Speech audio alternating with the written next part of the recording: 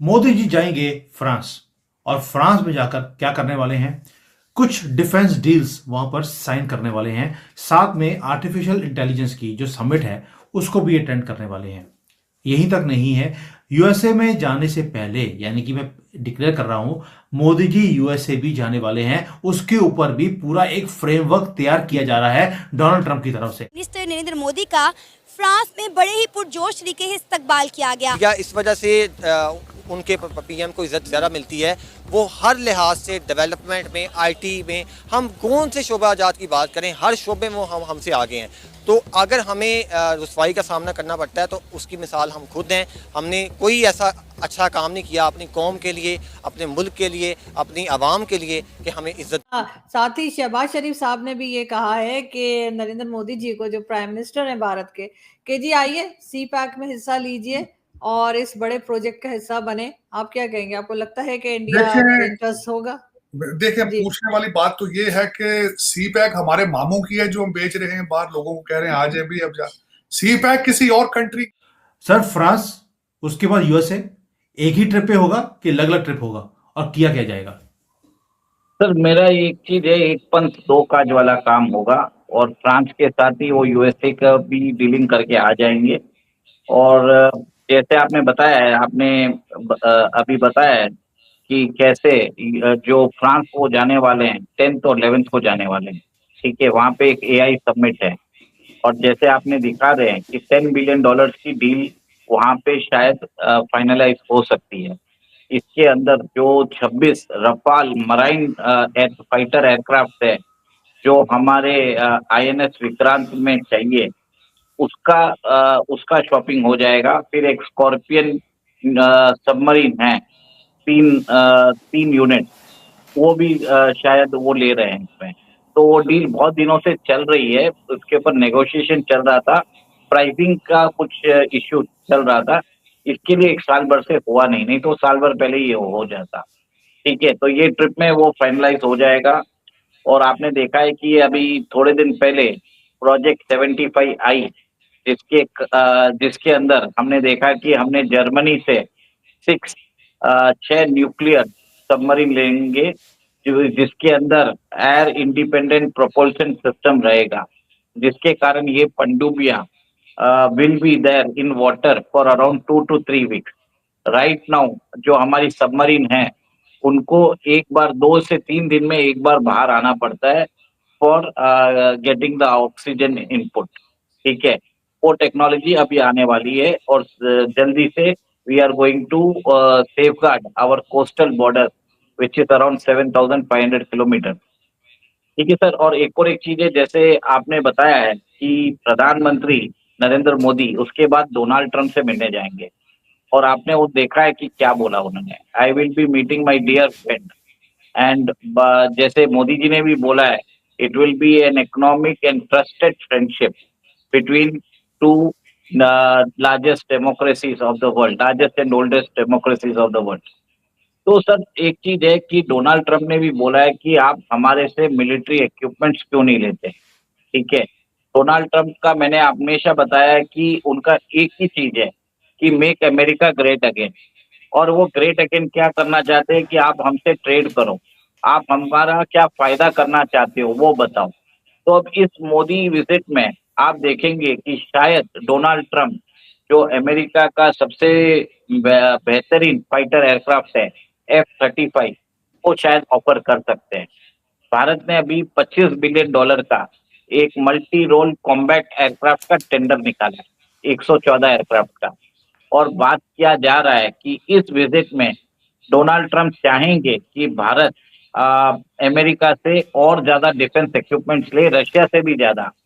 आज भारत अपना defence equipment सबसे ज्यादा रशिया से लेता है, 36%।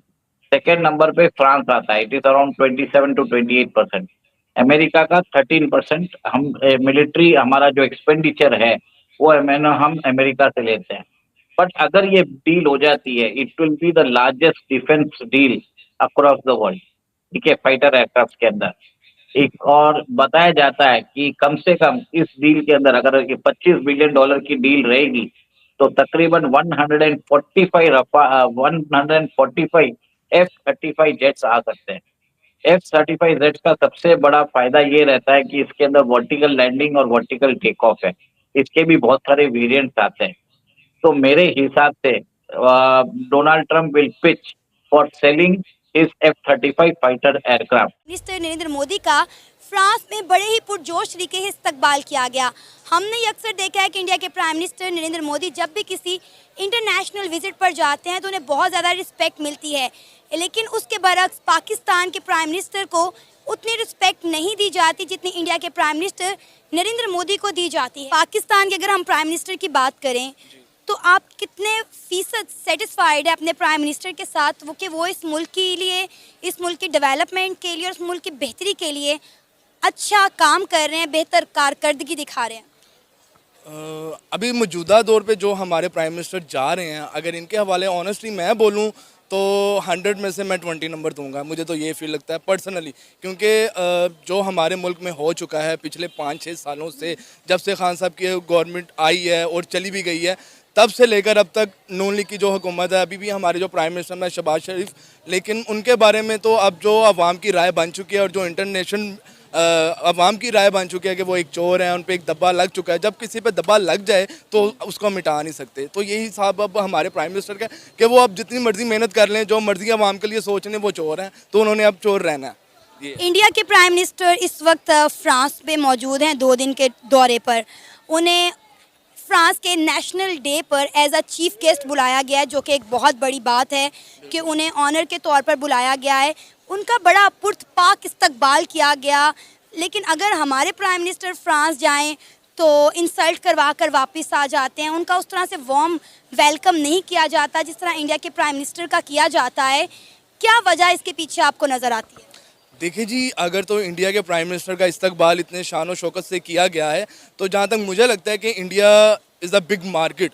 इंडिया बहुत बड़ी मार्केट है उसके आबादी के रकबे के लिहाज से, तो ऑब्वियसली बाहर के जितने ममालिक हैं उनका तो इस्तकबाल शान से करेंगे। अगर वो नहीं करेंगे तो मोदी सरकार इंडिया में उनका बैन कर देगी कि ये हमने नहीं करना। डेफिनेटली ये हकीकत है। स्टेट जो बात है, हर बंदा कारोबार चाहता है, हर बंदा तरक्की चाहता है। तो जब उनकी वहाँ पे कोई चीज़ लॉन्च होने से पहले बंद हो जाएगी तो डेफिनेटली वो उनको सपोर्ट नहीं करेंगे। इंडियन इतने अपने सरकार की वो बात मानते हैं जिनको कहते हैं मोदी सरकार।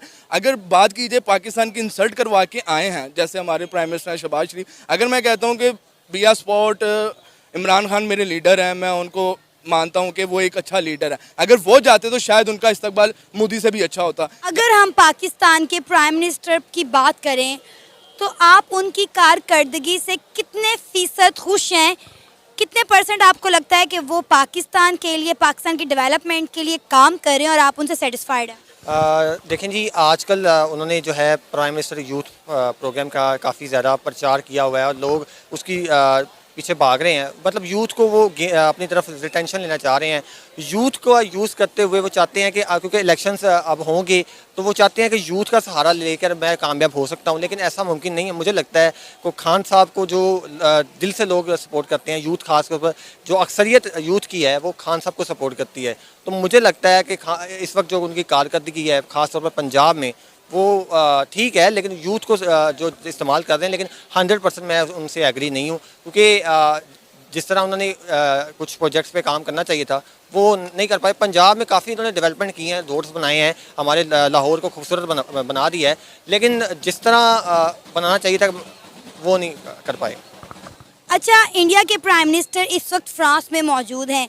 जिस तरीके से उनका इस्तकबाल किया गया, सबने देखा किस तरह उनका पुरतपाक इस्तकबाल किया गया। अगर हम वही बाय एग्जाम्पल लें, उसके बरक्स देखें तो कुछ अर्सा पहले पाकिस्तान के प्राइम मिनिस्टर भी फ्रांस गए थे और उल्टा उन पर मीम्स बन गई, उन्हें तनकीद का निशाना बनाया गया कि उन्होंने फ़ीमेल से छतरी ले ली, खुद वो छतरी के सहारे चले गए, फ़ीमेल पीछे जो है वो छतरी में भीगती रही।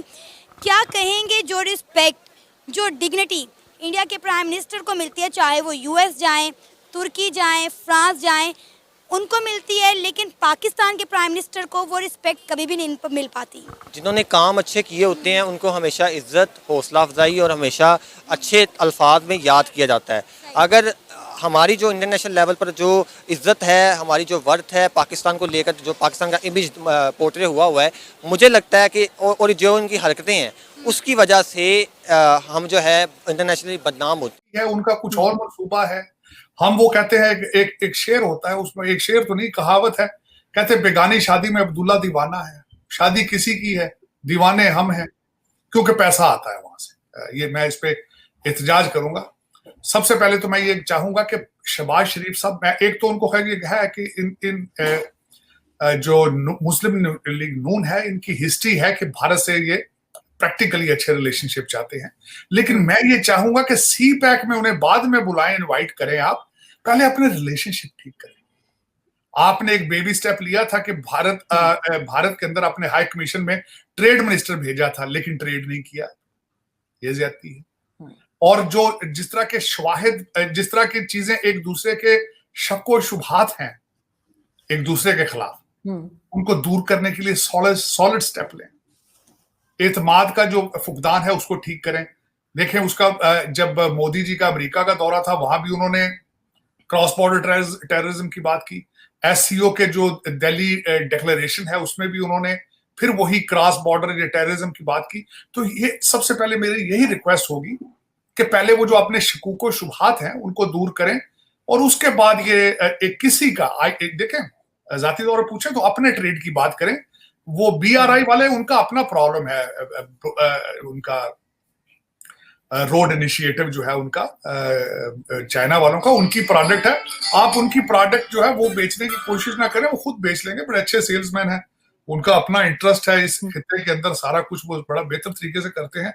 आप अपनी बात सही तरीके से करें। बल्कि मुझे अफसोस है इस बात का, मैंने आपने बात कर दी SCO का जो जिसमें तकरीर की मोदी साहब ने हिंदी में की, रशिया वालों ने रशियन जबान में की, पुतिन ने। लेकिन हमारी रॉयल्टी जो है, जो ब्रिटिश रॉयल्स हैं हमारे, शहबाज शरीफ साहब, उन्होंने इंग्लिश में तकरीर की। मैं हैरान था उसकी क्या वजह है। इतनी कमांड है इंग्लिश लैंग्वेज पर इनको, या इतना प्यार है ब्रिटिश अपने जो आका थे उनसे, इतना प्यार है कि अभी तक उस प्यार में हम दीवाने हैं। लेकिन ये कि मैं समझता हूं कि आज कई हर बातें करना चाहूंगा मैं। एक तो आरजू, मैं कुछ चीजों पे नहीं बोल सका क्योंकि मैंने आपको बताया मेरी मसरूफियत थी, जो उसके फौरन जहां से लास्ट मैंने छोड़ा था उसके बाद एक चीज हुई थी कि ईद उल अजहा, बकरा ईद थी यहाँ पे, और उस पे मैं एक बात आपको बताना चाहूंगा कि मेरी परवरिश किस माहौल में हुई है। मैं थोड़ा सा उसको, मैं समझता हूँ बहुत जरूरी है मेरे लिए उसको टच करना, और मैंने उस पे ईद के ऊपर ट्वीट भी किया और मैसेजेस भी। मेरा मैसेज ये है कि इस्लाम के अंदर कुर्बानी का कॉन्सेप्ट ये है कि अपनी सबसे प्यारी चीज को कुर्बान किया जाए। आज सबसे प्यारी कुर्बानी चीज आपकी क्या है? पैसा है। अब उसको कुर्बान करना है तो कुर्बानी किताबों की कुर्बानी, बुक्स की कुर्बानी, जिनके पास कपड़े नहीं है कपड़ों की कुर्बानी दें, दवाइयों की कुर्बानी दें। एक हार्ट का पेशेंट है और आप उसको कहें बकरा खा लो यार, एक नंगा इंसान बैठा है आप उसको बोटियां दे रहे हैं। फिर उसके बाद एक बंदा जाहिल है, अनपढ़ है, आप उसको कह रहे हैं बोटियां खा लो।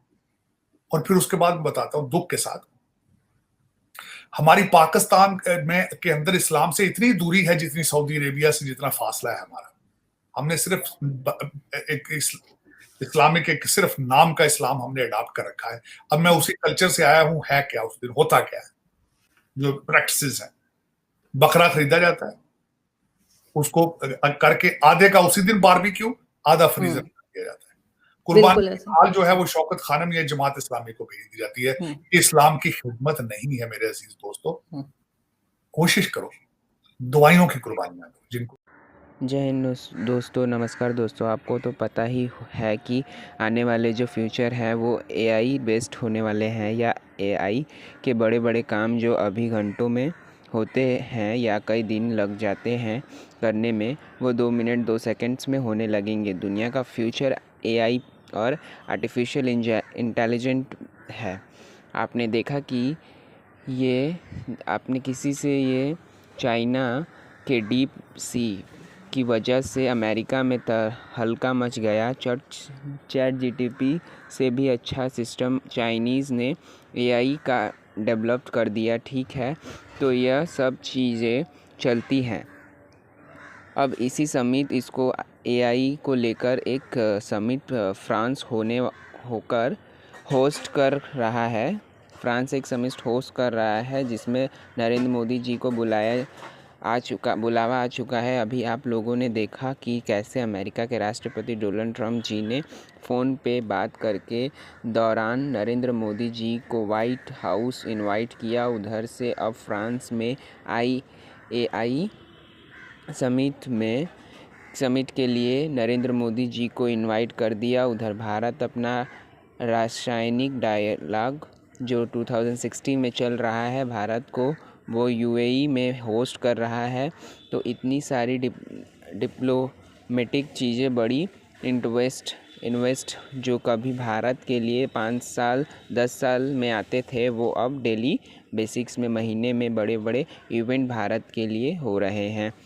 तो आप इसी से समझ सकते हैं भारत की जो इंटरनेशनल रेलवेज है, जो भारत की डिमांड है वह कैसे राइज़ हो रही है। जाहिर सी बात है, अब जब आप दुनिया में मांगने वाले देशों में शामिल हो जाओगे तो आपको कोई नहीं पूछेगा, लेकिन आप जब दुनिया में कुछ कंट्रीब्यूट करने वाले देशों की लिस्ट में शामिल होंगे तो फिर ऐसे डेली आपकी मांग हो। कभी फ्रांस बुला रहा है, कभी बुला रहा है जापान, कभी बुला रहा है जर्मनी, कभी बुला रहा है स्पेन, तो आ रहा है भारत में। फिर ऐसी इवेंट नॉर्मल होती है।